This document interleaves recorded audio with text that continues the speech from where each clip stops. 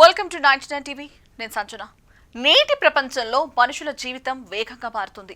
ఉదయం లేచిన దగ్గర నుంచి రాత్రి పడుకునే వరకు పనులు, బాధ్యతలు, లక్ష్యాలు ఇలా నిరంతరం పరుగులోనే ఉన్నాం. ఈ వేగం మన జీవితంలో సౌకర్యాలు తీసుకొచ్చినా అదే సమయంలో పెద్ద స్థాయిలో ఒత్తిడిని కూడా పెంచింది. ఇప్పుడు పనిచేసే విధానం పూర్తిగా మారిపోయింది.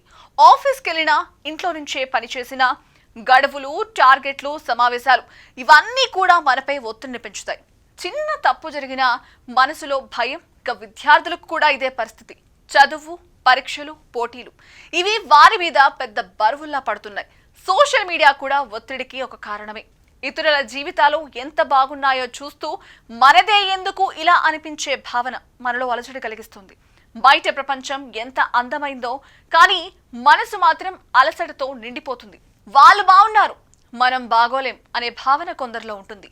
కోటి రూపాయలు ఉన్నవారిని చూసి 1,00,000 రూపాయలు ఉన్నవాళ్ళు ఈర్ష్యపడితే 1000 కోట్లున్న వారిని చూసి 100 కోట్లున్నవారు ఈర్ష్యపడే రోజుల్లో ఉన్నాం. అసలు నిజమైన ప్రశాంతత మనిషికి ఎక్కడ దొరుకుతుంది? డబ్బుంటేనే అన్ని ఉన్నట్ట? ఆ విషయాలు ఇప్పుడు తెలుసుకుందాం. సాధారణంగా ఎవరికైనా పెద్ద ఇల్లు, ఖరీదైన కార్లు, అలాగే బ్రాండెడ్ దుస్తులు, లక్షల్లో ఖరీదు చేసే ఫోన్లు, విదేశీ యాత్రలు ఉంటే అబ్బా వాళ్ళ జీవితం ఎంత బాగుందో అని అనిపిస్తుంది. కానీ అలాంటి సొమ్ము, సౌకర్యాలు ఉన్నవారు కూడా నిజంగా ప్రశాంతంగా, సంతోషంగా ఉంటారా అనే ప్రశ్నకు సమాధానం చాలాసార్లు కాదు అనే వస్తుంది. ఆరోగ్యం కాపాడుకోవడానికి వాళ్ళు తెల్లవారుజామునే వాకింగ్, జాగింగ్ చేస్తూ రోడ్లపై పరుగులు తీయాల్సి వస్తుంది.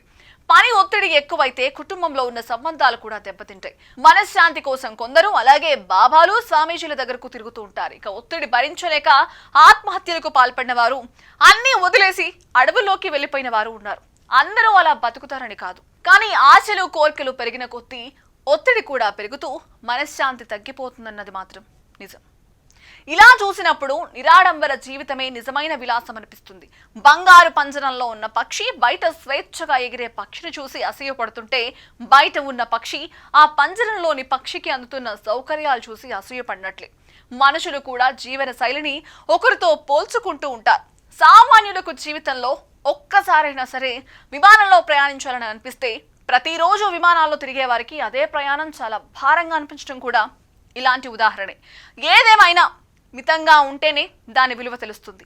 ఏదైనా అతిగా మారితే సౌకర్యం కూడా భారంగా మారుతుంది. అందుకే సామాన్య జీవితం గడుపుతున్న వారు ఏదో తక్కువైందని అనుకోవాల్సిన అవసరం లేదు.